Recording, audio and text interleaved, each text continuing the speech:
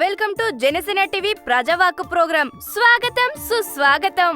మీ నోటి మాట ప్రగతికి బాట. ప్రతి ఎపిసోడ్ లాగే ఈ వారం కూడా సినీ సెలబ్రిటీల గురించి సామాన్య ప్రజలు ఏమనుకుంటున్నారో మన జనసేన టీవీ ద్వారా ఒక వ్యక్తిని ఎంపిక చేసి మాట్లాడిద్దాం. ఓకే రండి.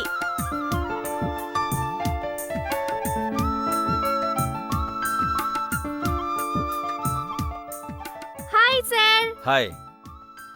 చెప్పండి. ఐఎమ్ మాన్సా. మేం జనసేన టీవీ ప్రజావాక్ ప్రోగ్రామ్ నుండి వచ్చామండి. మీ ఇంటర్వ్యూ కావాలి మాకు. నేనంత గొప్పోండి కాదమ్మా. అయ్యో అలా అనకండి సార్, అందరూ గొప్పవాళ్లే, మీరెందుకు కాకూడదు? మీ అభిప్రాయం చెప్పండి ప్లీజ్ సార్, చెప్పండి సార్. సరే అడగండి. మీ పేరు? డ్రైవర్ రాజు. అదేంటి మీకు ఇంటి పేరు లేదా? మమ్మల్ని అందరూ రే డ్రైవర్ రాజుగాడు ఎక్కడా అనే పిలుస్తారు. అలవాటైపోయింది. చెప్పండి. ఈ రోజు మన సెలబ్రిటీ ఇటు తెలుగు అటు హిందీ చిత్రసీమలో ఎంతో పేరు సంపాదించుకున్న డైనమిక్ డైరెక్టర్ రామ్ గోపాల్ వర్మ. ఆయన గురించి సామాన్య ప్రజలు ఏమనుకుంటున్నారో మన డ్రైవర్ రాజు గారిని అడిగి తెలుసుకుందాం. రాజుగారు చెప్పండి, వర్మ గారి గురించి మీరేమనుకుంటున్నారు? ఆయన చాలా పెద్ద డైరెక్టర్ అమ్మా. మీరేదో మొహమాట పడుతున్నట్టున్నారు. నిర్మోహమాటంగా ధైర్యంగా చెప్పే దమ్ముంటేనే మా ఈ ప్రోగ్రాంలో పార్టిసిపేట్ చేయండి. మీకు ఆ ధైర్యం ఉందా? అమ్మా, డ్రైవర్ అంటేనే ధైర్యం. మాకు కులమత ప్రాంతాల భేదాలుండవు. అందరింటి దగ్గర భోంచేస్తాం. అందరూ మావాళ్లే అనుకుంటాం. అడగండి, చెప్తాం ధైర్యంగా. మీకంత ధైర్యం ఉంటే స్టూడియోకి వచ్చి మాట్లాడండి. ఇప్పుడే వెళ్దాం పదండి. Welcome to Janasena TV Prajavak programme. స్వాగతం సుస్వాగతం. నమస్తే. నమస్కారం, కూర్చోండి సార్.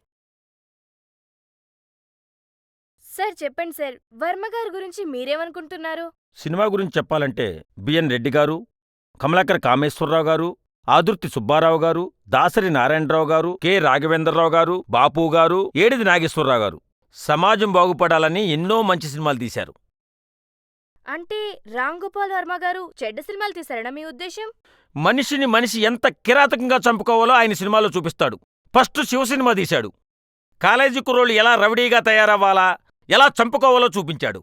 క్షణక్షణం అనే సినిమా తీసి దొంగతనాలు ఎలా చేయాలా అని యువతకు చూపించాడు. గోవిందా గోవిందా అనే సినిమా తీసి సాక్షాత్తు ఆ ఏడుకొండలవాడి నగలే ఎలా కొట్టేయాలా అని చూపించాడు.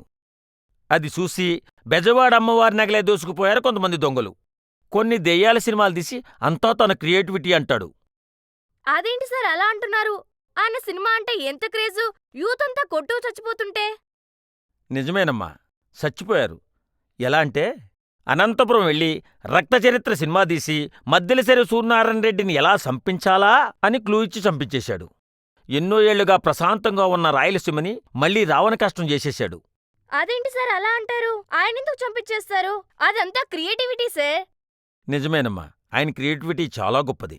డైరెక్షన్ అనేది ఎక్కడా నేర్చుకోవసరం లేదు. డైరెక్ట్గా డైరెక్టర్ అయిపోవచ్చు, యాక్టింగ్ నేర్చుకోకుండా ఆర్టిస్ట్ అయిపోవచ్చు, డ్రైవింగ్ నేర్చుకోకుండా డ్రైవర్ అయిపోవచ్చు, కెమెరా లేకుండా సినిమా తీసేయచ్చు అని కుర్రోళ్ళని రెచ్చగొట్టి హైదరాబాద్ రప్పించి కృష్ణానగర్లో బిచ్చమెత్తుకునేలా చేశాడు. అదేనమ్మా ఆయన క్రియేటివిటీ. ఏం మాట్లాడుతున్నారు సార్? గొప్ప వాళ్ళందరూ నేర్చుకుని వచ్చారా? మీ టీవీ వాళ్ళు కూడా బుర్ర లేకుండా మాట్లాడకండి.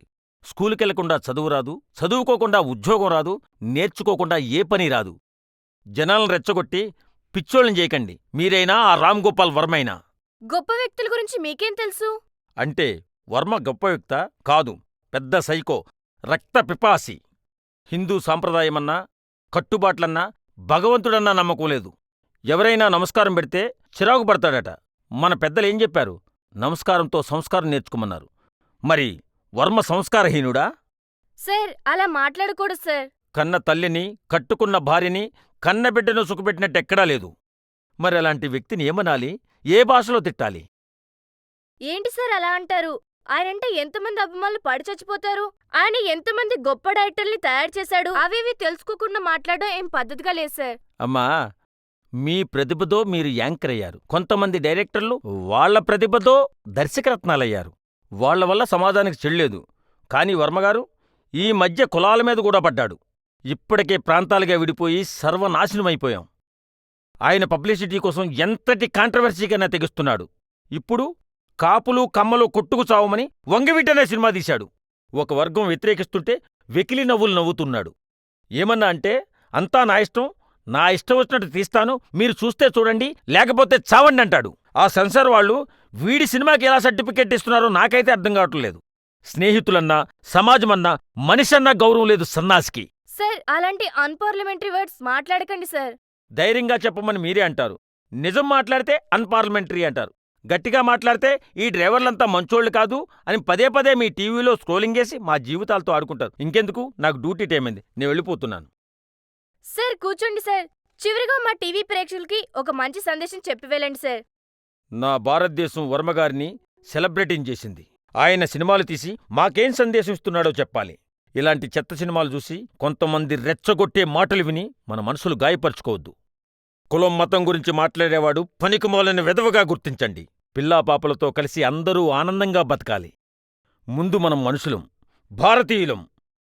ఆ తర్వాత ఈ రామ్ గోపాల్ వర్మైనా ఇలాంటి మరో పిచ్చుకుక్కైనా నమస్కారం.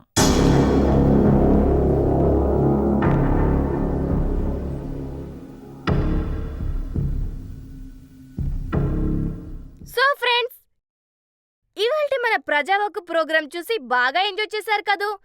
నెక్స్ట్ వీక్ మరో ప్రజావాక్కు ప్రోగ్రాంతో మళ్ళీ మీ ముందుంటా. Until then keep watching, keep smiling, మీ జనసేన టీవీ.